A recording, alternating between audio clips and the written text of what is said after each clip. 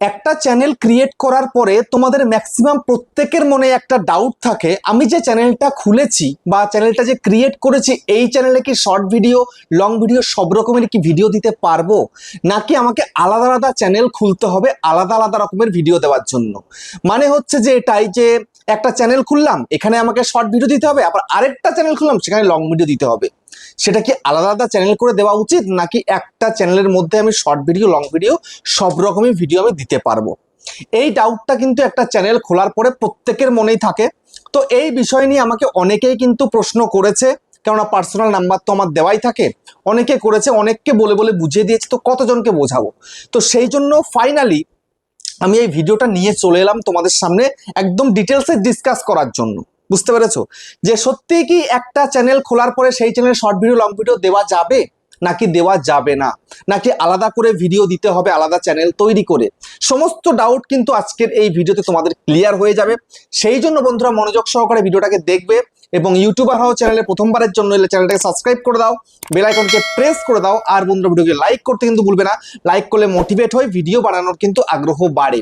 আর হ্যাঁ বন্ধুরা, আমি কিন্তু এখন উত্তর চব্বিশ পরগনা জেলার বনগাঁয় থাকি। তোমরা আমার সঙ্গে দেখা করতে পারো, চ্যানেলে যে কোনো প্রবলেম নিয়ে আমার কাছে চলে আসতে পারো, কিন্তু এর জন্য চার্জ লাগবে। নিচে হোয়াটসঅ্যাপ নাম্বার রয়েছে, এই হোয়াটসঅ্যাপ নাম্বারে মেসেজ করবে, কেউ ডাইরেক্ট কিন্তু কল করবে না। আর তোমরা যারা অনেকটা দূরে রয়েছে আমার কাছে আসতে পারছো না, তোমরা কিন্তু হোয়াটসঅ্যাপে ভিডিও কলের মাধ্যমে চ্যানেলের যে কোনো প্রবলেমকে সলভ করতে পারবে, কিন্তু এর জন্য চার্জ লাগবে। নিচে হোয়াটসঅ্যাপ নাম্বার রয়েছে, এই হোয়াটসঅ্যাপ নাম্বারে মেসেজ করবে, কেউ ডাইরেক্ট কিন্তু কল করবে না।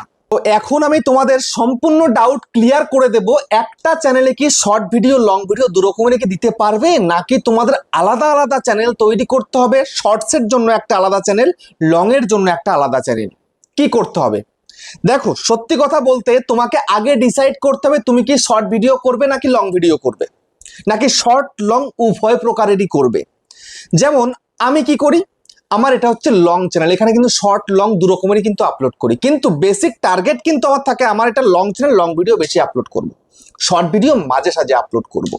যদি এই রকম হয়ে থাকে তোমাদের চিন্তা ভাবনা যে না আমি একটা লং ভিডিও করছি এখানে মাঝে সাঝে শর্ট ভিডিও আপলোড করব, তাহলে ঠিক আছে, তুমি একটা চ্যানেলের মধ্যে শর্ট লং সব রকমের ভিডিও তুমি দিতে পারবে, নো প্রবলেম। মানে লং, শর্টস, লাইভ সব রকম ভিডিও তুমি কিন্তু করতে পারবে।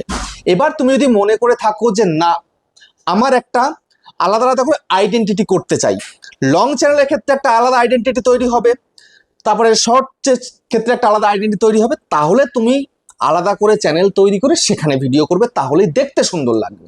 বুঝতে পেরেছো? আর ভালো লাগবে, কারণ আজকালকার দিনে শর্ট ভিডিও কিন্তু কোনো অংশেই লং ভিডিওর থেকে কম নয়। বুঝতে পেরেছো?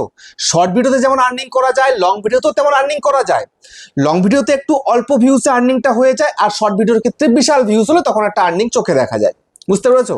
তাই বলে এমনটা নয় যে লং ভিডিওতে শুধু আর্নিং হয়, শর্ট ভিডিওতে আর্নিং হয় না। লং এর থেকেও এমন এমন শর্ট ভিডিও রয়েছে যেগুলোতে বিশাল বিশাল ইনকাম হয়। বুঝতে পারলে?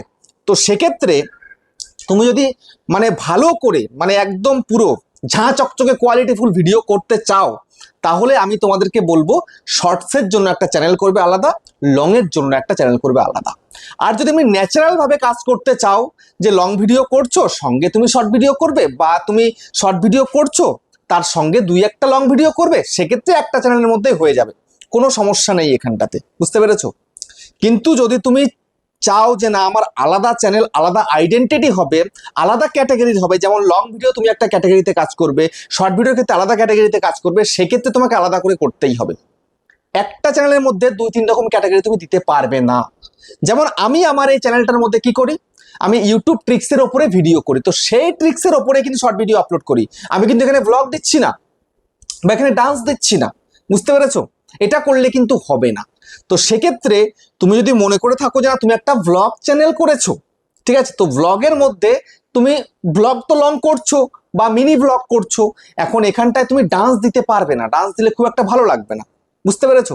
তো সেক্ষেত্রে সেম ক্যাটাগরিতে তুমি লং শর্ট সব রকমেরই করতে পারবে, কিন্তু আলাদা আলাদা করে যদি তুমি করো চ্যানেল করে, সেক্ষেত্রে কিন্তু বেনিফিটটা তোমার বেশি হবে। বুঝতে পারলে? কেননা একটা কথা হচ্ছে এটাই, তুমি যদি লং চ্যানেলের মধ্যে তুমি শর্ট ভিডিও দাও সেখানটায় কিন্তু ভিউজ কম আসে।